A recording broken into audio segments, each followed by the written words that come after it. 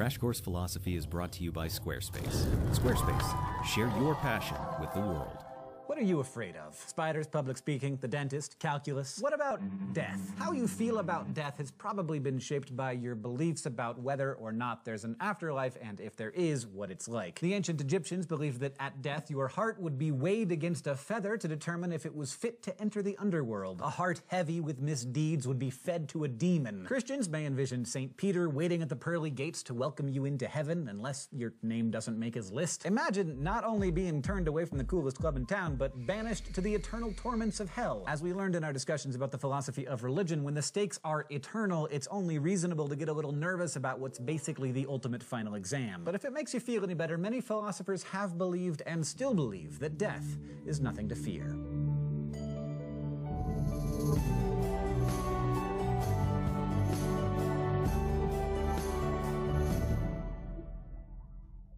In 399 BCE, Socrates was sentenced to death for, among other things, refusing to acknowledge the official deities of Athens, radicalizing youth, and generally honking off the people in charge. But even when he faced his own imminent death, he remained calm and unafraid. He was a philosopher after all, and fear was no match for his ability to argue. Socrates didn't think we could know if there's an afterlife or not, but he thought there were really only two possibilities. And as far as he was concerned, neither of them was anything to be afraid of. Here's his argument. Either death is a dreamless sleep, or death is a passage to another life. Dreamless sleeps are nice, not scary. Socrates said he could use the rest. And a passage to another life sounds good too, because he'll get to hang out with cool people from the past who have already died. Therefore, either way, death is nothing to fear. Socrates' idea of the afterlife was Hades, which he seems to have pictured as being a lot like Athens, except that no one had any physical bodies, only disembodied minds. And frankly, he thought that sounded awesome, because bodies can be a real pain. They just need to be fed and required rest. There's so much upkeep. So in the afterlife, Socrates imagined he'd get to have endless philosophical conversations and continue learning new things with the greatest thinkers of the past,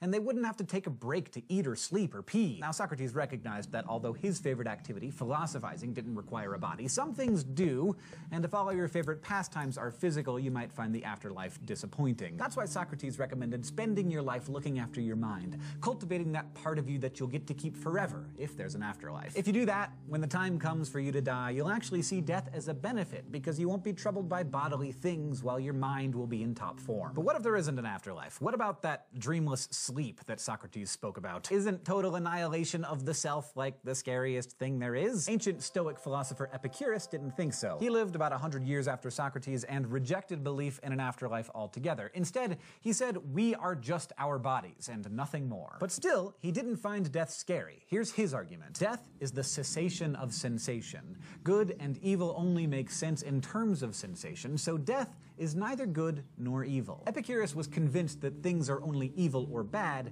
if they feel bad. And he did not mean only physical feelings. Anyone who's ever had a broken heart will tell you that it's a lot more painful and harder to heal than a broken leg. But a broken heart is still a sensation. You need a body to experience. So as a materialist, someone who believed that you equals your body, death just meant non-existence. And there was nothing scary about that because, well, there won't be any you to have feelings about not existing. Epicurus argued that fearing non-existence is not only stupid, but it gets in the way of enjoying life. You are alive and experiencing sensations now. So, he said, make those sensations as great as possible and don't worry about when those sensations are gonna stop.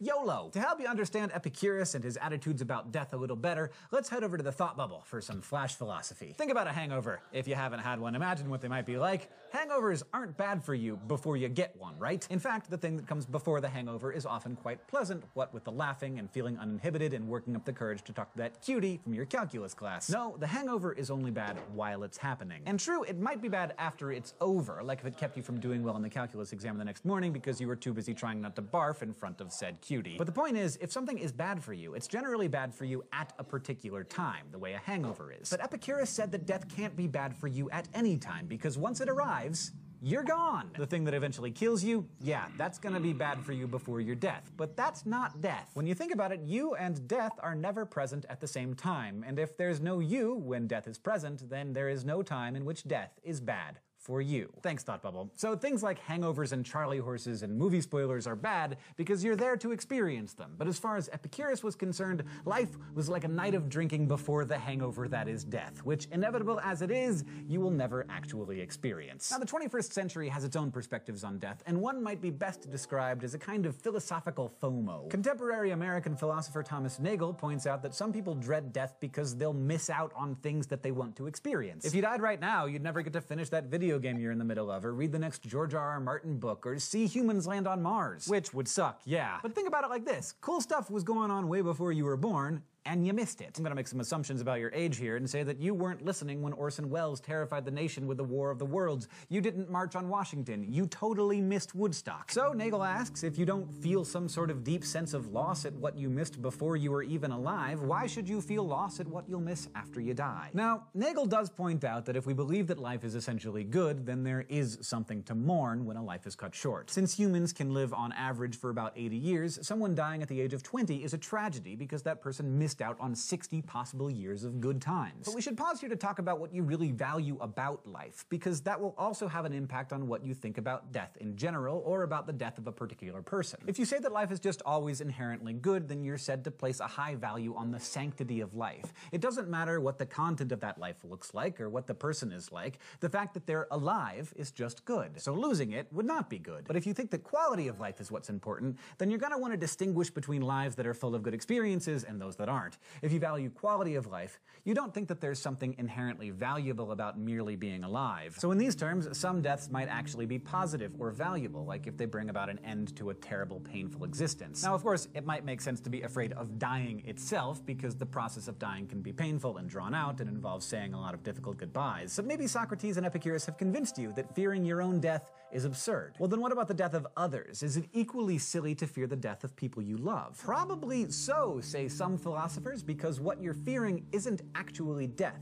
What you're afraid of is being left behind alone when a loved one dies. And this is a good place to hear from ancient Chinese Taoist philosopher Zhuangzi. He lived about the same time as Epicurus and believed that there's no reason to fear the death of your loved ones. He asked, why would you fear the inevitable? We know that death is going to happen to everyone, and we also know that it's a part of the life cycle. And we don't see any other part of that cycle as being bad. Wouldn't it be silly, he said, if we mourned the loss of our babies when they became toddlers, or our children when they became teens? We celebrate every other life milestone with birthday parties, bar mitzvahs, and graduations to mark the passage of time and the changes that have come. Sure, your parents might shed some tears when they pack you off to college, but they also knew that that day was going to come when you would move away from them and onto your own life. So death, according to Zhuangzi, is just one more change. Why treat it differently? Instead, he said, you should celebrate the death of a loved one just as you celebrated every other life change they experienced. You should think of their death as a going-away party for a grand journey. In his view, mourning can actually seem selfish. When it's time for the people you love to move on, Zhuangzi said, the last thing you should do is hold them closer. Today, we talked about death. We considered philosophical responses from Socrates, Epicurus, and Zhuangzi about whether it's logical to fear your own death or the deaths of your loved ones. And we talked about Thomas Nagel, death, and fear of missing